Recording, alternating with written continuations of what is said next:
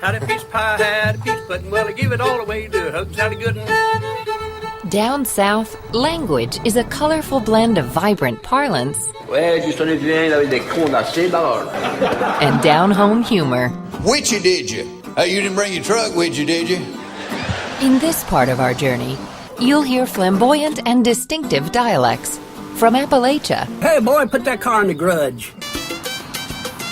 down to the Tex-Mex border, where we'll see if English itself is endangered.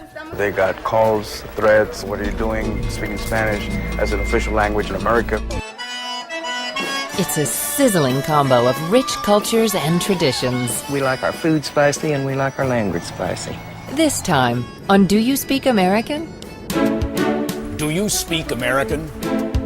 Do you speak American? Do you speak American? You speak American, dog? Do you speak American? Tu parles américain? ¿Ustedes hablan American?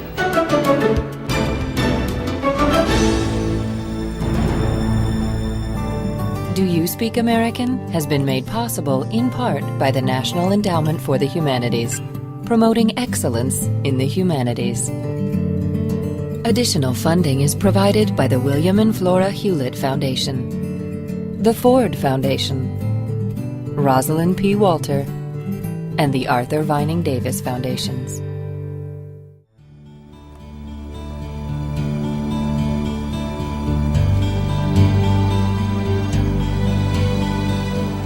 We're on a journey that takes us across the USA and through the American language.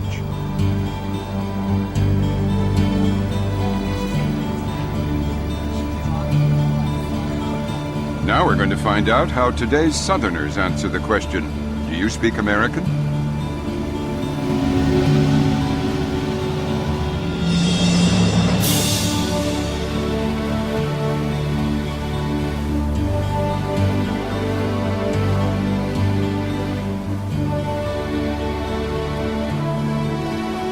The greatest division America ever experienced was between North and South, and that is still reflected in our language.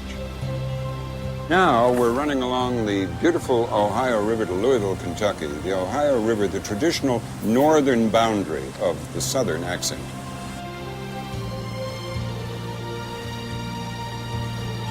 So is it true that the Ohio River... Walt Wolfram, a linguist from North Carolina, is on board for this part of the trip. The first group to settle an area seems to have a lasting effect on the dialect area. And even though we've had all these changes over a couple hundred years, the original dialect boundaries seem to be fairly intact still. The first English speakers to settle around here were frontier fighters like Daniel Boone and later Davy Crockett, who pushed through the Cumberland Gap and down the Ohio and Tennessee rivers. Mostly Scots-Irish, they spread their way of speech from Pennsylvania to West Virginia and down the Appalachian Trail into Kentucky and Tennessee. That speech lives on in the hills of Appalachia, but it too is disappearing. This was shot in the series of Story of English, you know. Sure, and sure, I know, I use it all the time. You use this? Oh, well, yeah, you know sure. this then. Yeah, I know it well. Yeah, this is Mrs. Hicks and Ray Hicks telling us how you get to their house. You fly in an airplane as far as you can come. Then you get in a car or truck and ride as far as you can go in here. Then you get down and run as far as you can. Then you crawl on your hands and knees as far as you can come. Go that way. Then you straighten up, and then you find a house. It's an old-timey one. It looks haunted, but it's really not.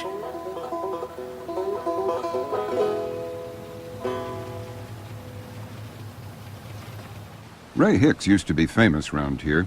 People would come from miles around to hear him tell folk tales in one of the last surviving examples of true Appalachian dialect. Howdy! Howdy, howdy. Now, howdy. That sounds more like Texas to me, but that's... Yeah, they do use some of that in Appalachia. Howdy, Ray. Howdy. How are you today? Just amazing. How are you? Just come on in. Howdy, Ray! Just come on in. Tell us a ghost story, Ray. Tell us a ghost story. Okay.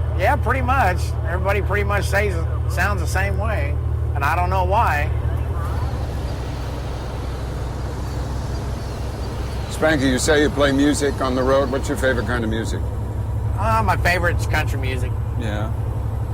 Well, as a matter of fact, I've got a nephew that's in the country music business, Cody, and he lives in Nashville. And his, to be honest with you, his CD has taken me many miles.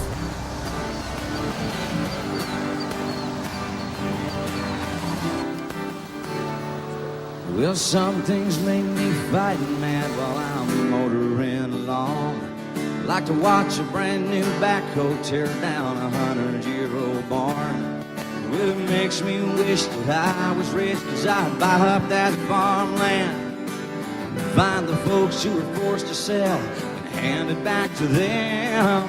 Now I'm inspired. You better believe it. Spanky's nephew is the country singer Cody James. Corporate greed and pavement, they covered up our soil so rich. Hotels miles deep. Cody looks, sounds, and sings pure country. But he and Kenny Hayes, his co-songwriter, aren't even from this part of the country.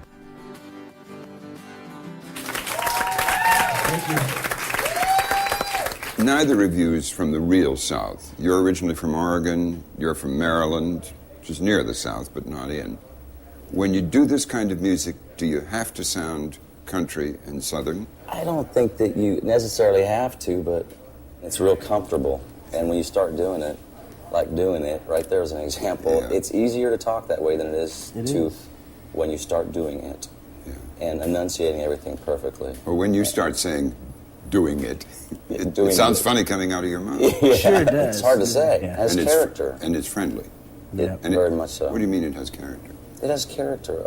I don't know, country's just, it's fun to hear. Blue eyes just gleaming, the sweetest thing I've ever seen. Music like Cody's is part of the popular culture that is making talkin' country the informal way to speak American. You can hear it almost anywhere, turning its Appalachian origins into a national trend. John Fott has studied the New South phenomenon, that vogue for Southern ways and country talk that now seems to reach farther and farther.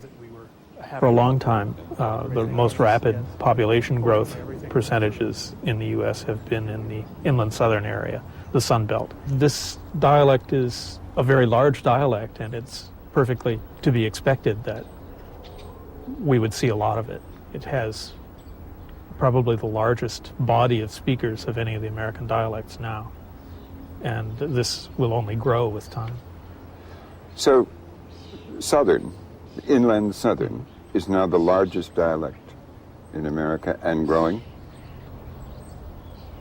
I hope so. But it seems confirmed by the 2000 census.